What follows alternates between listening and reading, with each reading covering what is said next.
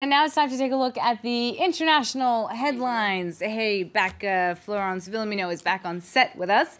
Let's start in Tunisia, where a decades-old ban on Muslim women marrying non-Muslims has been abolished. Let's just make this clear. It's women who could not marry non-Muslims, but men could? Men could, and indeed it was about women. Muslim women could not marry non-Muslim men. This was a ban that had been in place since 1973, so for quite a long time. You can see Courrier International here is actually publishing an article from the Huffington Post in Tunisia, and they're calling it a step towards equality between men and women in Tunisia. Tunisia's president, Beij Caid Essebsi, has called for more measures to bring in more equality between men and women. So one of these things was dropping this ban, but he also wants men and women to be equal on questions of inheritance. But apparently this issue has sparked a lot of outrage in Tunisia. You can read about it here in Courrier International, particularly amongst very conservative, hardline religious people in Tunisia. Now, a lot of people see Tunisia as being somewhat of a leader when it comes to reform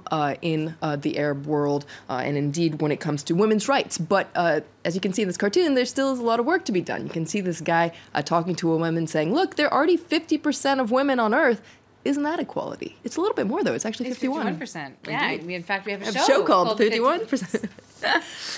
Let's move stateside now, and President Donald Trump says he is fairly close to a bipartisan deal to protect young, undocumented migrants known as dreamers, and then he goes on Twitter and he says the opposite. Indeed. He's a little bit hard to read right now, but a lot of papers are applauding the fact that he changed his initial position being against the Dreamers.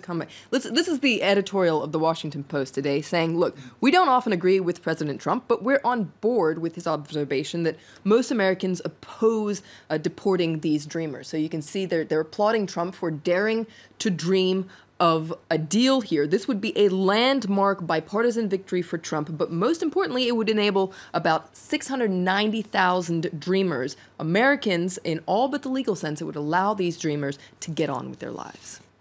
And the president's willingness to stand up for dreamers is a reversal of his campaign rhetoric.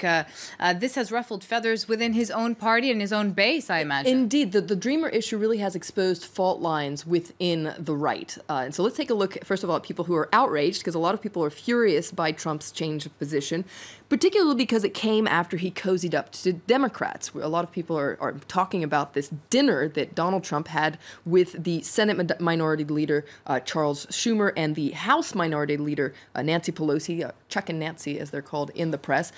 Now, you can see this is the Washington Times, so a very conservative paper that has been a big supporter of Donald Trump, but they're not so much a big fan of what they call this furtive romance at the White House this summer. Trump is confident, as a reckless lover always is, and he's confident that he can get a little action on the side and still be welcome at home amongst his base. The Washington Times says, don't really count on that. So that's the Washington Times, but if other conservative papers actually are applauding Trump for changing his mind. If we take a look at the Wall Street Journal, another conservative paper, perhaps a little bit less to the right than the Washington Times, you can see they're saying this actually is in the best interest of the country. Trump's dreamer dealing, this actually would be really much in the interest of the United States. So they say, go ahead and cut that deal, Mr. President, and actually include a path to citizenship, too, which is not something that he has said that he wants to do. This would be the biggest achievement of your presidency. So you can see within the conservative papers, very different opinions here. Oh, that's right. Very differing.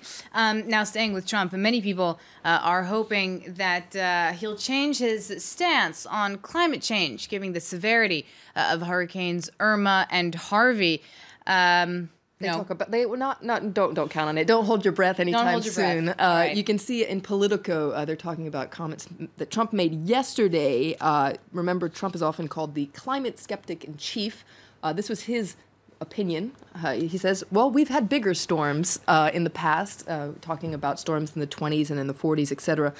Now, what's interesting is I have a cartoon to show you that really caught my eye, just to show you a very different opinion coming out of the Chinese press. This is China Daily, so the state paper, and this is their political cartoon today. You can see they have a very different official position when it comes to global warming. You can see global warming here pumping air into this cyclone, so a hurricane. Wow, we have another world record. So two very different opinions once again. And also on Twitter, I mean, when the storm was approaching, he was saying that it was like the biggest storm ever. Yes. Yeah. So. Well, not that we expect much coherence these days, right? So staying in Asia, North Korea has fired a ballistic missile, as we know, across Japan, creating new tension in the region after its last test. No? Indeed, 2 weeks ago. Of course, this is a story we've been following for weeks now. Let's turn right to the Japan Times. There's a political cartoon that's focusing on Japan's position here. You know, you can see it's not King Kong, it's Kim Kong. And that person there saying perhaps this diplomatic dialogue approach that we're using needs some tweaking. Now, there's a very interesting article in The Guardian talking about an unlikely person who has offered to straighten things out between Kim Jong-un, so the North Korean leader, and the U.S. President Donald Trump.